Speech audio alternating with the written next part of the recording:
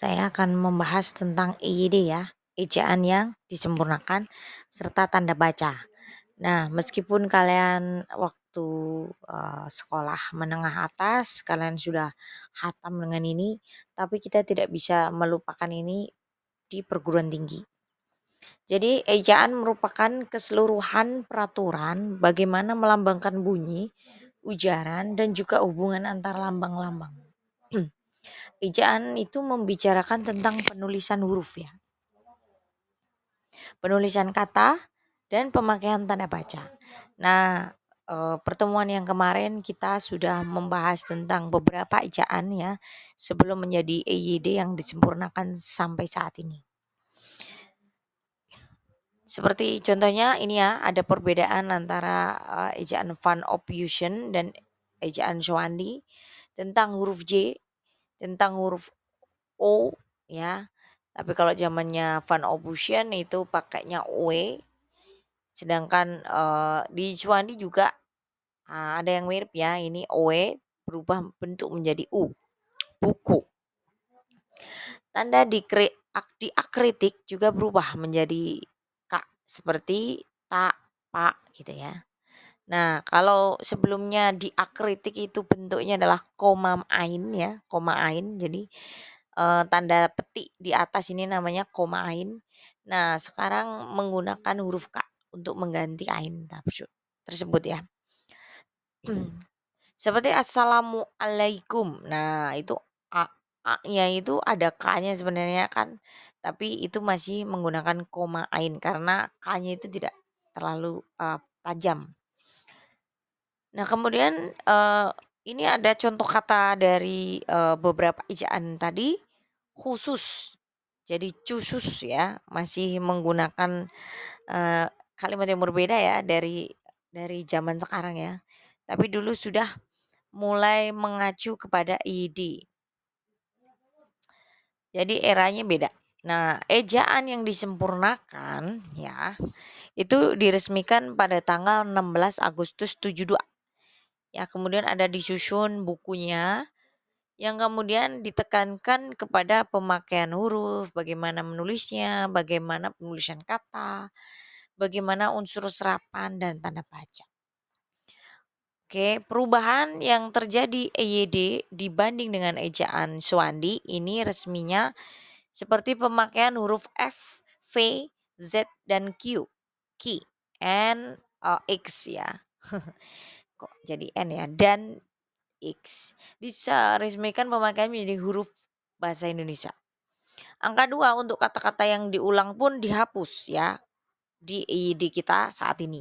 Kalau di zaman Suwandi masih ada angka 2 ya. Misalnya kupu-kupu. Nah, kupu 2. Nah, itu artinya kupu-kupu ya. Meskipun sekarang masih ada yang mencoba menggunakan itu ya melalui WA tapi dia tidak termasuk kepada IID. Awalan di dan ke ditulis serangkai ya. Dan kata depan di dan ke terpisah dari kata yang mengikutinya ya kan. Sekarang misalnya di kelas itu terpisah.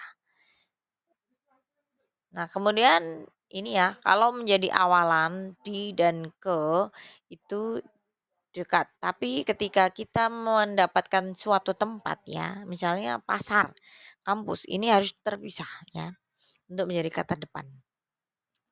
Kemudian beberapa huruf berubah ya. Ini adalah sebuah EYD zamannya Swandi ya. Dulu kalau kita nulis sekarang cukup, dulu tuh C itu pakai TJ. KH itu pakai CH.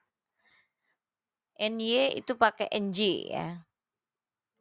SY pakainya SC. Jadi sekarang sudah mulai disesuaikan dengan hurufnya ya. Syarat ya kan. Bukan SC tapi bacanya sya, esy kan berbeda. Kemudian kita juga harus belajar bagaimana itu singkatan dan apa itu akronimnya. Singkatan adalah bentuk yang dipendekkan yang terdiri atas huruf atau lebih, satu huruf atau lebih. Kemudian kalau akronim adalah singkatan yang berupa gabungan kata awal, gabungan suku kata atau gabungan huruf. Ya, akronim. Beda ya. Nanti kita bahas ini Selanjutnya di slide selanjutnya nanti ada yang namanya singkatan dan apa bedanya akronim, oke. Singkatan itu kan tadi adalah bentuk yang dipendekkan ya, yang bisa terdiri dari huruf ya. Misalnya AC, nah itu kan nggak baku kalau dilafalkan ya, dan dia itu singkatan. TVRI ya, kemudian MTQ. Nah, ini ada contohnya perbedaannya. Ini misalnya N sama O itu artinya singkatan dari nomor. PT itu singkatan dari perguruan tinggi atau perseroan terbatas. Kemudian ada BUMN ya, itu juga badan usaha milik negara. Nah, itu adalah singkatan. Singkatan itu diambil dari hurufnya. Kemudian sedangkan akronim itu diambil dari kata gabungannya ya, kata gabungannya. Ini contoh di sini FISIP ya, fisiologi ilmu pemerintahan. Nah, FIS-nya itu masih potongan ya kan, bukan sebuah singkatan. Kemudian ISPA, infeksi saluran pernapasan ya. Bappenas. Nah, Bappenasnya babnya itu adalah gabungan dari Badan Perencanaan, penasnya itu potongan dari PE sama NA, Pembangunan Nasional gitu ya. Jadi akronim itu bukanlah singkatan ya, tapi dia potongan gabungan kata. Kemudian di sini kita harus tahu tanda baca ya. Untuk generasi sekarang kalian harus tahu apa itu tanda baca titik, ditaruh di mana ya kan. Oke, yang pertama mungkin kalian yang selalu tahu adalah di akhir sebuah kalimat, Bu. Itu ada tanda titik ya. Kemudian diletakkan pada akhir singkatan gelar, jabatan, pangkat, sapaan ya. Ya, gelar itu biasanya ada. Kemudian singkatan kata. Ya, contohnya nih, singkatan halaman ya. Halaman titik 5 dan 8 itu bisa singkatan itu bisa diakhiri dengan titik dan artinya itu adalah sebuah singkatan. Ya, dan juga gelar. Oke, itulah penggunaan tanda baca. Jadi penggunaan tanda baca tidak hanya berakhir di akhir kalimat saja, tapi berada di sebuah gelar, jabatan, dan singkatan. Oke, lanjut. Kemudian ada tanda seru, artinya dia dipakai sebuah ungkapan perintah, oke. Menggambarkan sebuah kesungguhan, sebuah rasa emosi yang kuat ya. Jadi kalau kalian itu nulis WA, itu kalau pakai tanda seru, itu artinya kalian meluapkan emosi gitu kan. Kemudian ada tanda titik koma ya. Apa itu tanda titik koma? Tanda titik koma adalah memisahkan bagian kalimat-kalimat yang sejenis. Ya, memisahkan kalimat yang setara di dalam satu kalimat majemuk. Nah, begitu. Jadi misalnya di sini ini contoh ya, hari makin sore kami belum selesai juga. Jadi dia masih dalam konteks yang sama. Atau kalau kalian sering lihat di jurnal ya, di jurnal itu abstraknya itu ada titik komanya. Karena apa? Misalnya dia terdiri dari, jadi dia bukan bullet numbering tapi dia sebuah paragraf. Nah, ini biasanya terdiri dari A, meja, titik koma, B, kursi, titik koma, begitu ya. Jadi dia masih dalam lingkup yang sama dan merupakan sejenis dan dia masih dalam, kata-kata di situ, dalam satuan paragraf gitu ya. Kemudian ada tanda titik dua. Nah, ada tanda titik dua yang pertama adalah pada akhir suatu pernyataan yang diikuti rangkaian ya kan. Ya biasa, misalnya ada beberapa jurusan, 3 jurusan, titik dua, seni kuliner, kemudian busana, desain busana, kan, tata rias gitu. Kemudian juga bisa menggunakan pada kata yang memerlukan pemerian atau dalam teks drama ya yang biasanya ada itu ada titik duanya. Kemudian ada tanda hubung.